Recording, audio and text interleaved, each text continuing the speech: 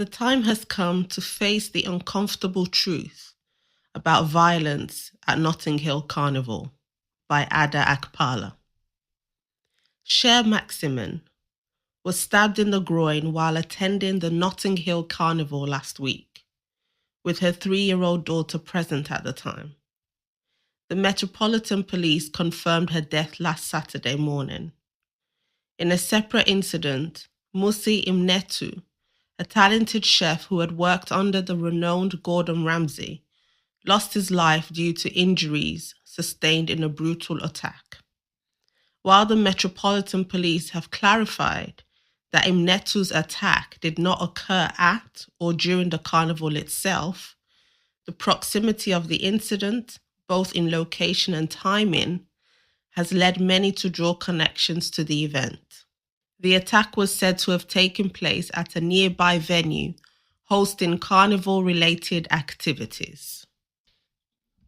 Notting Hill Carnival is one of the largest and most famous street festivals in the world, and it's also the largest in Europe. Over its 2-day run, it can attract up to 2 million visitors.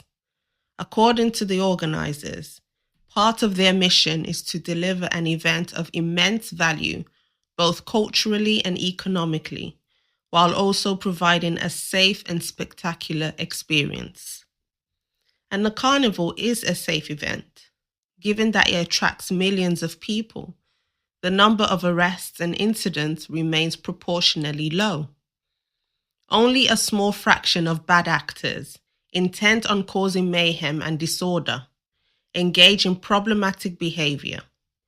These troublemakers are in the minority, while the vast majority of carnival goers enjoy a joyful and trouble-free event. But the violence and antisocial behavior that does occur should not be brushed aside. There is absolutely no room for justification or whataboutism when it comes to such serious breaches of public safety. For those directly affected by violence at the carnival, whether as victims, loved ones, or bystanders, discussions about proportional safety rates are meaningless. Statistical justifications cannot take away from their real and personal experiences of fear, pain, and loss. To clarify, the Notting Hill Carnival is a much-needed event. We are at a time where we could use some fun and enjoyment. Given the challenges and turmoil facing the world today, celebrations like this provide a vital opportunity for community connection, cultural expression, and joyful release. The carnival offers a chance to come together and momentarily set aside our worries through music, dance, great food, and the company of friends. This is why it is absolutely paramount to call out the violence that occurs, even if it is claimed to be limited to isolated incidents. But to do so effectively, there are 2 things we must bear in mind. Firstly, highlighting the facts of the event, such as arrest rates and the types of crime that occurred, is not racist, even if the individuals involved are Black. To claim otherwise is a flawed attempt to deflect from accountability and obscure the real issues. Such deflection happens too often.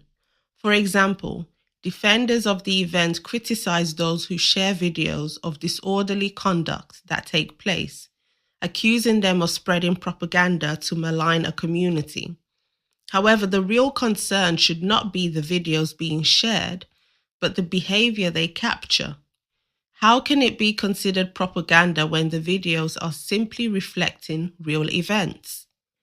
Secondly, we must stop comparing it to other events for validation purposes. For instance, in discussions about the carnival's safety, comparisons to other large events like Glastonbury Festival are often made.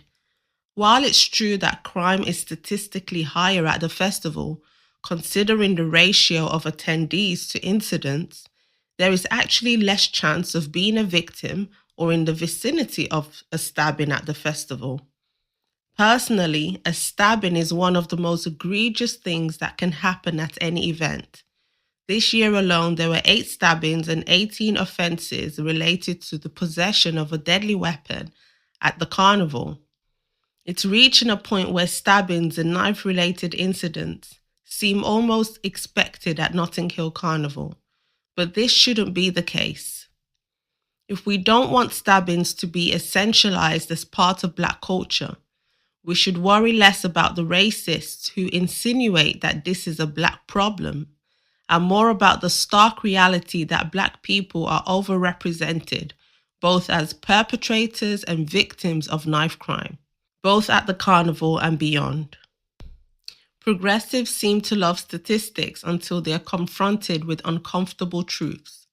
The statistical fact that knife-related violence disproportionately affects Black people and their families is something they consistently and conveniently ignore. The Notting Hill Carnival remains a vital celebration of culture and community, one that brings joy to millions. However, we cannot ignore the recurring incidents of violence that threaten to overshadow its positive impact. Calling for it to be completely closed down is not the way forward, but we will do well to listen to those, both on the left and right, who have reasonable suggestions to make it safer. Perhaps it's time to accept that the event has outgrown its ability to ensure public safety effectively. It's also past time to stop playing politics and ideological games and have an honest conversation about knife crime in Black communities. Enough with the soft bigotry of low expectations and the refusal to hold communities accountable for fear of being labelled insensitive, racist, or a traitor. The Black community deserves better than to be treated like fragile children who can't handle the truth about their own circumstances. At the end of the day, it is Black youths who continue to die senselessly on our streets.